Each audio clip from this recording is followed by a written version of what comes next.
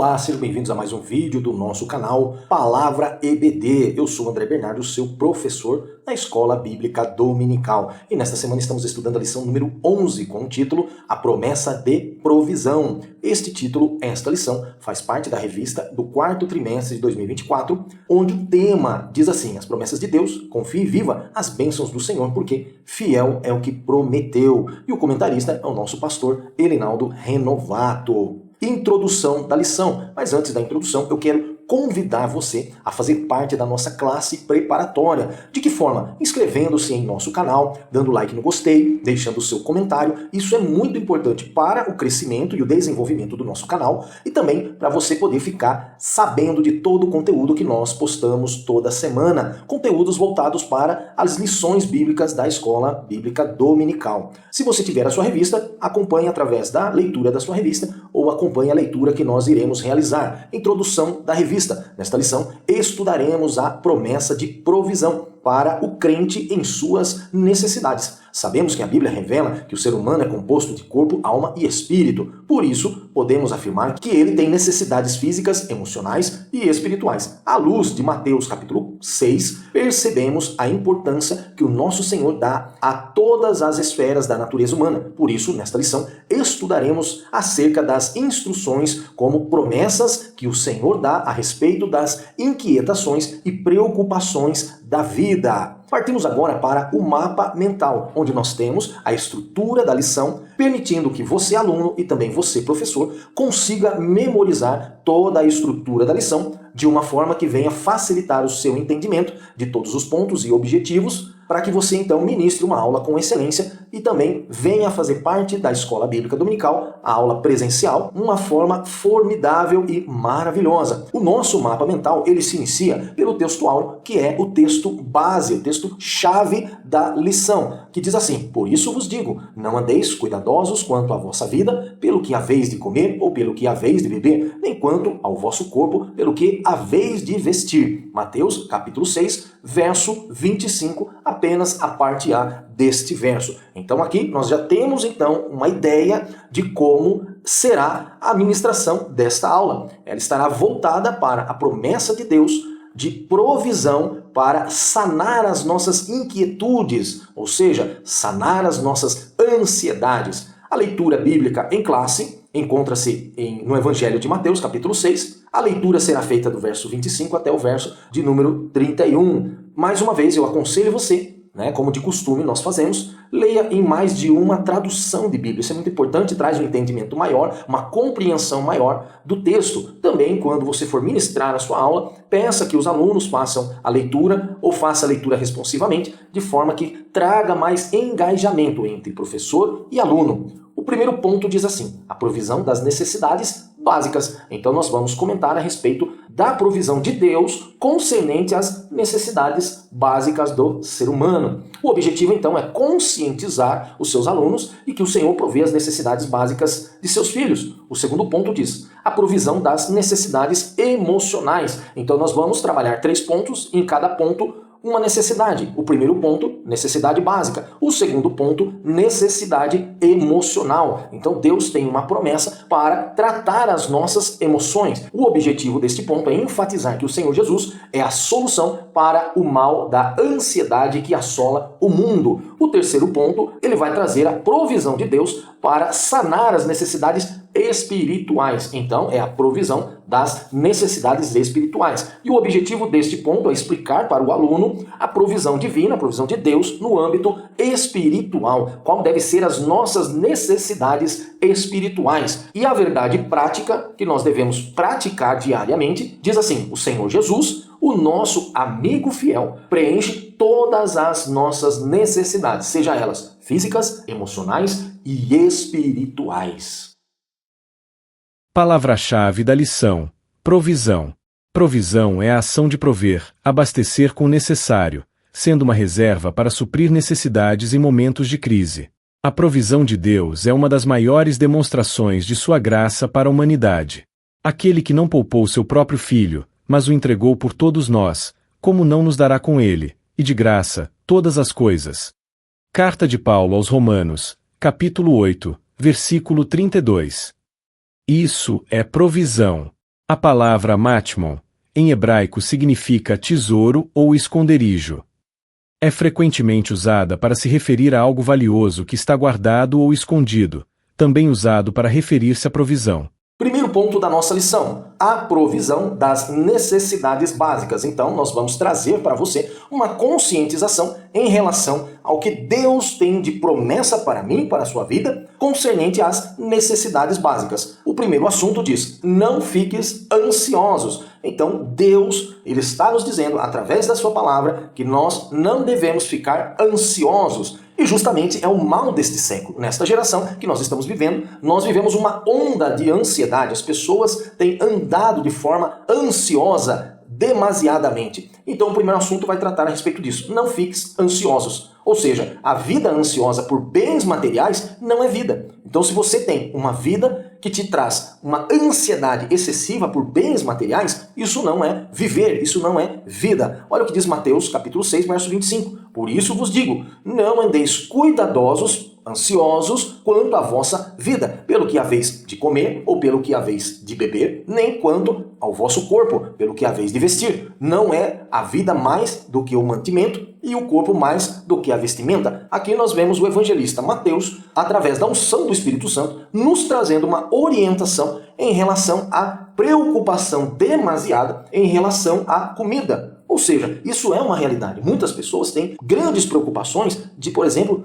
passar fome. Ela tem medo de passar fome, tendo medo de tudo, se acontecer algo, imaginando coisas que possam acontecer. Mas isso não é viver. Você viver para comida ou para bebida ou para as vestimentas, isso não é vida, isso não é viver. Pedro traz a seguinte orientação quanto à ansiedade. Primeira carta de Pedro, capítulo 5, verso 100. Lançando sobre ele toda a vossa ansiedade, porque ele tem cuidado de vós. Então, não necessitamos ficar ansiosos pelo que havemos de comer. Mas precisamos sim trabalhar para termos o que comer. Precisamos sim trabalhar para termos o sustento, para nos vestir. Mas Pedro, ele diz o seguinte, lance sobre Deus toda a vossa ansiedade. É normal você querer comer alguma coisa, vestir, beber, isso é normal. Mas isso se transformar em algo demasiado compulsivo, exagerado, isso daí não é normal. Então, qual a orientação de Pedro? Que nós lancemos toda a nossa ansiedade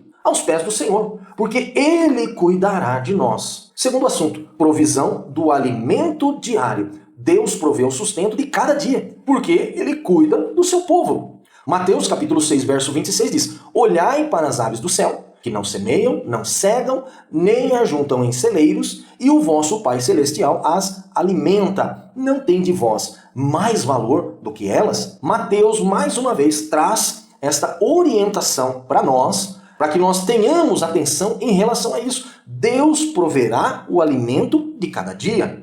Exemplo da provisão de Deus ao povo de Israel no deserto. Olha só, Êxodo capítulo 16, verso 21 diz, eles, pois, o colhiam cada manhã, cada um conforme o que podia comer, porque, aquecendo o sol, derretia-se. Aqui nós vemos a passagem em que Deus provê o maná para o povo de Israel, povo que havia saído do Egito e estava caminhando no deserto para chegar até a terra prometida. E durante este período de peregrinação no deserto, o povo reclamou a Moisés, necessitando de alimentos. Deus, então, ele provê o maná do céu. Só que muitos, ao receber essa bênção, queriam guardar, mas Deus não queria que o povo agisse dessa forma. Por quê? Porque Deus queria que o povo confiasse totalmente nele. Então, quando o povo ia colher o alimento no início do dia, ele colhia o alimento suficiente para se alimentar durante aquele dia. E no próximo dia, Deus iria prover novamente o alimento para que eles pudessem colher, para que eles pudessem se alimentar no próximo dia. E por que Deus fez isso? Porque Deus não permitiu que eles armazenassem esse alimento. Justamente para que o povo de Israel aprendesse a confiar em Deus. E justamente é o que Mateus está dizendo para nós. Olhai para as aves do céu. Elas não semeiam, não cegam, não ajuntam em celeiros. E o Pai Celestial as alimenta. Por quê? Isso diz o quê? Dependência. Deus quer que nós sejamos dependentes dele e confiemos totalmente nele. Então por isso que quando o povo de Israel tentava armazenar o alimento para o próximo dia, o que acontecia? Aquele alimento se estragava. E se passasse da hora deles pegar o alimento também derretia. Terceiro assunto, provisão da vestimenta. Não devemos se render ao capitalismo. Não gaste além das suas possibilidades, nem muito menos por impulso. Mateus ainda, ele diz, no capítulo 6, verso 28 e 30, o seguinte: e quanto ao vestuário, porque andais solicitos, ou seja, andais ansiosos, desesperados. Olhai para os lírios do campo, como eles crescem, não trabalham nem fiam. Pois se Deus assim veste a erva do campo, que hoje existe e amanhã é lançada no forno, não vos vestirá muito mais a vós, homens de pequena fé? Mais uma vez, Deus, através da unção do Espírito Santo, revela para Mateus, nos dando a orientação que nós precisamos confiar em Deus, porque Ele suprirá as nossas necessidades básicas, o alimento e a vestimenta. Então, se você tem apenas uma vestimenta, dê glória a Deus, porque você tem essa vestimenta. Se Deus lhe proporcionar a oportunidade, a bênção de conseguir comprar uma outra vestimenta, amém, mas não lance uma ansiedade em volta ao capitalismo que nós vivemos e saia comprando de forma impulsiva, de forma desnecessária, gastando de forma desnecessária. Porque, olha só, pois se Deus assim veste a erva do campo, que hoje existe e amanhã é lançada no forno, não vos vestirá muito mais a vós, homens de pequena fé. Deus está nos orientando a lançar esta ansiedade, esse desejo por causa do capitalismo. O que é o capitalismo? É capital, desejo de ter capital. Então, tudo que nós vemos hoje em dia no comércio, nas redes sociais, está voltado para quê? Para consumir, para o capitalismo. O capitalismo é consumo, porém, nós precisamos entender que não devemos gastar desnecessariamente, comprar desnecessariamente. Por quê? Porque você tem que pensar no amanhã, não somente agora. Quem pensa somente no agora, sofrerá amanhã. Ah, eu preciso disso agora, mas e amanhã? E depois de amanhã? E depois de amanhã? Deus está nos dando, olha, se eu cuido das plantas, dos vegetais, que hoje existe e amanhã não existe mais, você acha que eu não vou cuidar de você? Então descansa, no tempo certo você vai conseguir, no tempo certo você vai possuir. E se você não possuir, seja grato pelo que você tem. Seja grato por aquilo que Deus está te dando. Deus espera do seu povo gratidão. Precisamos ser mais contentes com o nosso Deus, com aquilo que Deus nos concede. Por causa de todo esse capitalismo, as pessoas não conseguem ver as coisas mais como duradouras. Não, se hoje ela tem algo e amanhã lançou algo novo, ela quer o algo novo e ela quer o algo novo. Mas não é assim, a vida não é assim. A vida não é como a rede social que você vai subindo e descendo rapidamente, vendo as coisas de forma rápida, não. A vida tem que ser de forma devagar, nós precisamos dar um passo de cada vez, pedindo orientação de Deus para que não erremos o próximo passo. E precisamos ser gratos por aquilo que nós temos. Se nós temos um carro bom, amém, glória a Deus por isso. Se nós só temos uma bicicleta, ou se não temos uma bicicleta, amém, Deus seja louvado por isso. Deus está te dando saúde, Deus está te dando disposição, você vai alcançar no tempo certo. O que você não pode é alimentar essa ansiedade, essa ânsia de querer ter, sem necessariamente precisar ter. Primeira carta de Paulo a Timóteo, capítulo 6, verso 8, diz assim: tendo, porém, sustento e com que nos cobrirmos, estejamos com isso contentes. Olha o que Paulo orienta a Timóteo. Timóteo, olha só, se nós temos o sustento, seja ele uma alimentação simples, mas uma alimentação que nos mantenha com saúde, se temos com que nos cobrir, estejamos contentes, porque é dádiva de Deus. Porque nada do que está exterior à nossa vida vai aplacar aquilo que está dentro de nós. Então o que nós precisamos ser? Ser mais contentes, ser mais gratos, porque Deus não é nosso empregado. Deus não é o caixa de um banco. Deus, Ele é Deus o Todo-Poderoso. Ele está no controle de todas as coisas e Ele não é o nosso empregado. Nós precisamos aprender. Deus, Ele provê o necessário. Ele provê o alimento, Ele provê a saúde, Ele provê a vestimenta. O que nós precisamos é confiar nele e ser gratos àquilo que ele nos concede. Ponto 2. O ponto 2 diz assim: a provisão das necessidades emocionais. Então Deus tem uma promessa de provisão para as nossas necessidades emocionais. Nós vimos que Deus tem uma promessa para prover as nossas necessidades básicas. E agora nós vamos enfatizar a provisão de Deus a respeito das necessidades emocionais do ser humano. O primeiro assunto diz assim: somos seres integrais. E o que quer dizer isso? Você ser uma pessoa integral. Ser integral é um conceito que se refere a uma pessoa que busca o equilíbrio entre o corpo, a mente e o espírito.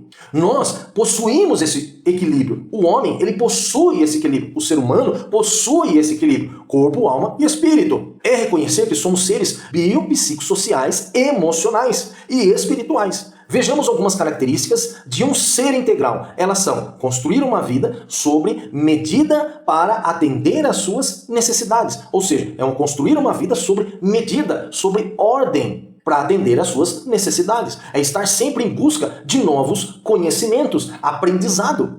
Ter autoconhecimento, autoconsciência, sensibilidade social, empatia e capacidade de se comunicar com outras pessoas. Devemos ser seres sociáveis, pessoas sociáveis que se comunicam com as outras. Nós não temos como viver só. Solitude. Solitude é um momento em que você precisa estar a sós com Deus ou a sós consigo mesmo. Mas ser solitário, não. Nós não fomos criados para ser pessoas solitárias. Então, uma pessoa integral, um ser integral, é um ser sociável. É escrever a própria história de vida, em vez de ser apenas um receptor passivo. Ou seja, é você se dedicar a algo, buscar por objetivos, metas e alcançar essas metas, alcançar esses objetivos. Não é ver a vida passar sentado em uma cadeira de balança, não, de forma nenhuma. Precisamos nos levantar, porque Deus deseja que nós sejamos pessoas ativas, propagam a palavra e buscam a Deus de forma intensa. Ser uma pessoa proativa na criação de suas situações e esferas da vida.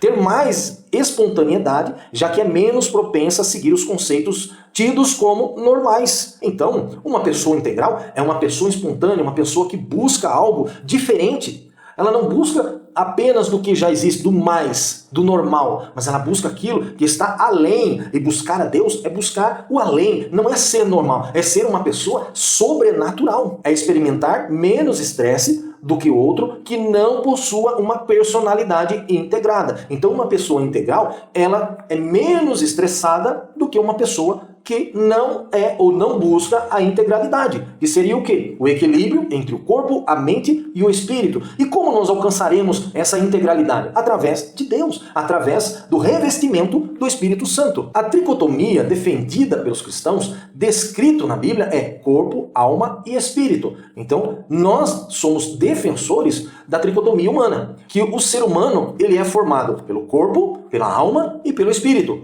Tessalonicenses, primeira carta de Paulo aos Tessalonicenses, capítulo 5, verso 23, confirma isso. E o mesmo Deus de paz vos santifique em tudo, e todo o vosso espírito e alma e corpo sejam plenamente conservados e irrepreensíveis para a vinda de nosso Senhor Jesus Cristo. Na Bíblia, a tricotomia é a ideia de que o ser humano é composto por três partes, como nós falamos, corpo, alma e espírito. A tricotomia pressupõe que o corpo, a alma e o espírito são uma unidade, como a Trindade Santa. Existem os teólogos que defendem a dicotomia, que é a formação do ser humano em duas partes, apenas o corpo e a alma. O espírito seria apenas um sinônimo para a alma, mas nós vemos diante da palavra de Deus que não é desta forma, que existe o corpo, a alma e o espírito. O conceito de dicotomia é utilizado em várias áreas do conhecimento, como a biologia, astronomia, linguística e filosofia. Segundo assunto, a ansiedade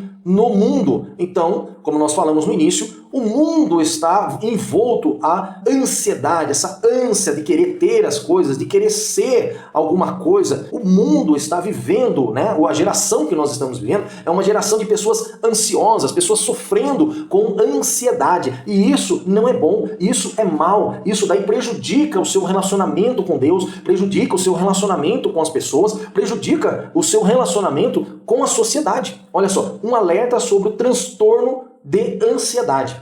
Os transtornos de ansiedade são condições que se caracterizam por sintomas intensos, como preocupações, medos, tensões ou expectativas apreensivas. É o que nós estudamos no primeiro ponto, em relação às necessidades básicas. E aí existem vários tipos de transtornos de ansiedade, como transtorno de ansiedade generalizada, ou seja, é a pessoa que sente preocupação excessiva e nervosismo em relação a vários eventos ou atividades por um período de tempo, como, por exemplo, a passagem do ano, como, por exemplo, a mudança de governo. Então, nós vemos uma tensão em toda a sociedade. Então, é um transtorno de ansiedade generalizado. Depois nós temos o transtorno de ansiedade de doença, que é a pessoa que tem medo de ter ou adquirir uma doença grave. Isso aconteceu muito durante a pandemia. Muitas pessoas quase se mataram por causa disso. Muitas pessoas se automedicaram, trazendo, em vez de benefício, mas malefícios para a sua saúde. Ou seja, transtorno de ansiedade de doença. A pessoa entra em crise se ela ficar com resfriados. Mesmo após ter sido avaliada por um médico, ela não acredita no que o médico fala. É um transtorno de ansiedade de doença.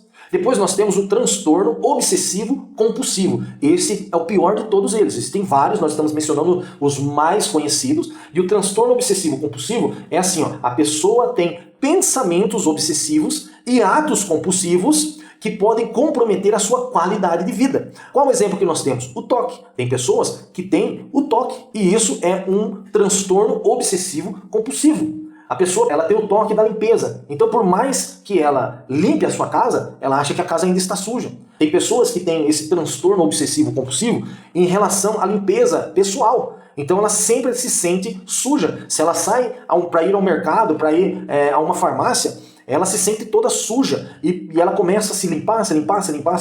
E aí então ela começa a comprar produtos e mais produtos de limpeza, estocar produtos de limpeza. Você vê que uma coisa vai chamando a outra e ela estoca produto de limpeza, produto de higiene e ela se sente todo o tempo, a todo instante, suja. Nós temos aqui o transtorno compulsivo em alguma reação ou ação. Que seria transtornos compulsivos em limpeza, transtorno compulsivo, como por exemplo, a pessoa, ela sai de casa, ela precisa fechar e abrir a porta 2 vezes, fechar e abrir o portão 2 ou 3 vezes, entrar no carro e quando ela entra no carro, ela acha que ela esqueceu tudo destrancado e ela volta, repete o mesmo processo. Ou uma pessoa que quando ela sai de casa, ela tem que sempre fazer o mesmo caminho. Se ela mudar o caminho, ela se perde totalmente e entra em crise. Isso daí é um transtorno obsessivo compulsivo. E isso está presente em nossos dias. Por causa do quê? Da ansiedade que está invadindo o corpo, a alma, a mente das pessoas. Então, é um alerta que você tem que ter em relação a isso. Será que você não está passando por isso? Será que você não está se deixando ser acometido por esse tipo de transtorno? Precisamos lançar nossas inquietações aos pés de Jesus. Só Jesus irá trazer a cura dos transtornos que nós estamos acometidos. Só Jesus. Olha só, Mateus capítulo 6, verso 34 diz: não vos inquieteis, pois, pelo dia de amanhã, porque o dia de amanhã cuidará de si mesmo. Basta a cada dia o seu mal. Ou seja, aquieta. Derrama toda a sua ansiedade, todos os seus transtornos diante do Senhor, aos pés de Jesus, para que Ele venha trazer quietude para a sua alma, quietude para a sua vida, para que você alcance cura desses transtornos. Só Jesus. Terceiro assunto, a solução para a ansiedade. A solução para a ansiedade. Qual é a solução para a ansiedade? A solução para as nossas ansiedades está em Jesus. Está em Jesus. Repita isso. A solução para as suas ansiedades está em Jesus. Mateus capítulo 12, verso 15 diz: Jesus, sabendo isso, retirou-se dali e acompanharam-no grandes multidões, e ele curou a todas. Jesus não deixa você só. Jesus não vai te abandonar, mas Jesus vai trazer a cura para a sua vida. Se você está com algum transtorno, com esse sentimento de ansiedade que está invadindo a sua alma, dificultando a sua vida diária, o seu cotidiano, dificultando você sair da sua casa, dificultando de você se relacionar com as pessoas, com seus filhos, entregue nas mãos de Jesus, pois Jesus curará as suas dores, as suas ansiedades. Os nossos pensamentos precisam estar em Jesus. Os nossos pensamentos precisam estar em quem? Em Jesus. Filipenses capítulo 4, versos 6 e 7 diz: não estejais inquietos por coisa alguma. Calma. Respira fundo. Respira, enche os seus pulmões de ar e solta devagar. É o que o texto está dizendo. Não estejais inquietos por coisa alguma, mas ante as vossas petições, os vossos clamores, Sejam em tudo conhecidos diante de Deus pela oração e súplica, com ação de graças. E a paz de Deus, que excede todo entendimento, guardará os vossos corações e os vossos pensamentos em Cristo Jesus. Os seus pensamentos. Jesus guardará os seus pensamentos. Jesus guardará o seu entendimento.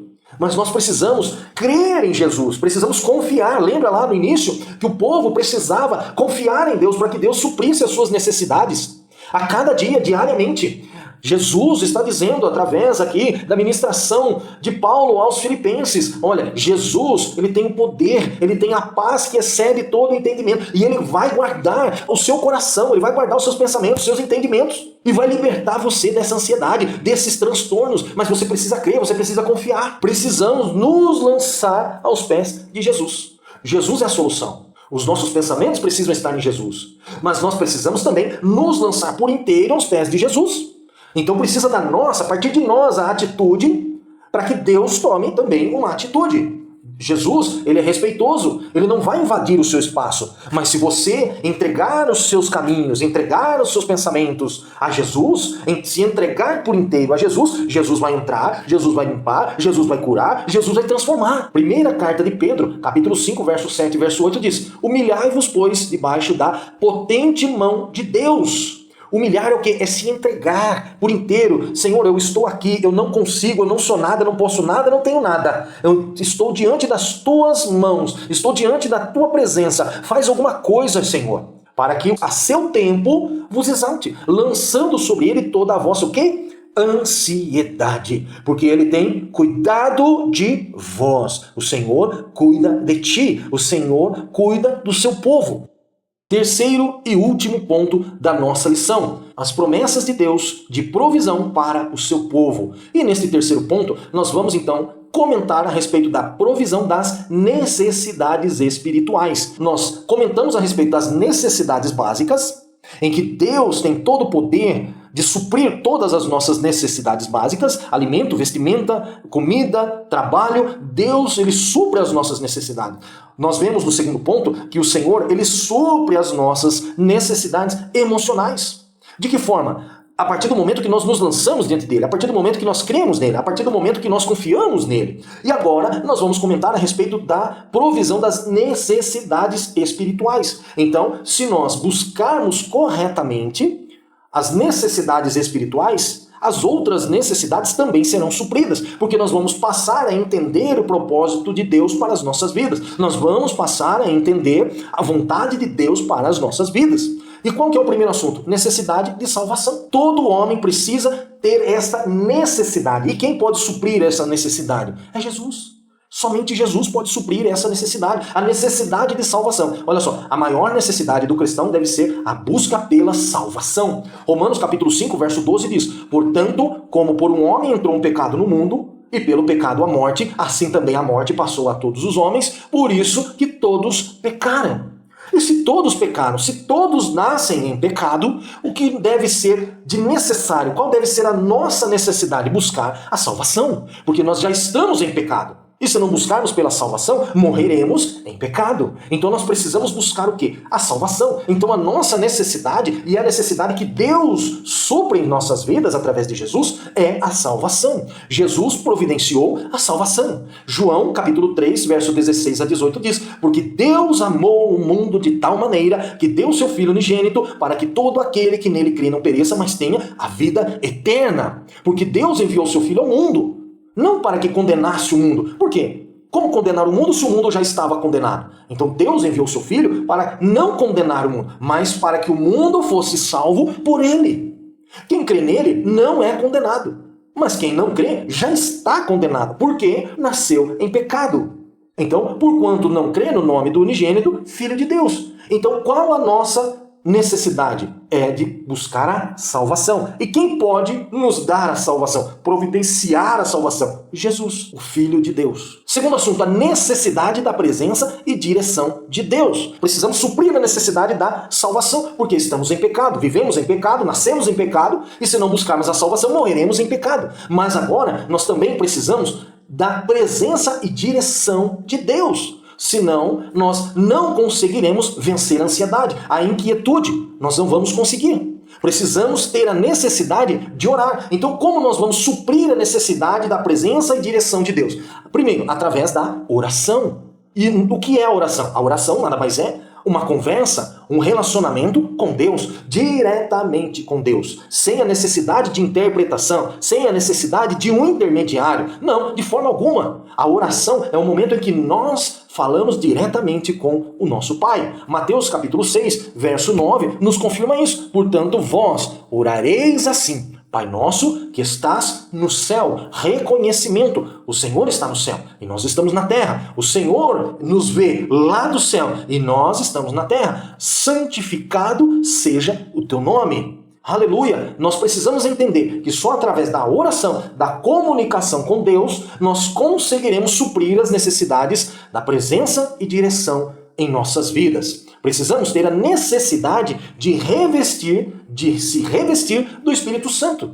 Sim, nós precisamos ter essa necessidade. E quem pode suprir essa necessidade do revestimento do Espírito Santo? Através da oração e através da comunicação com o Pai.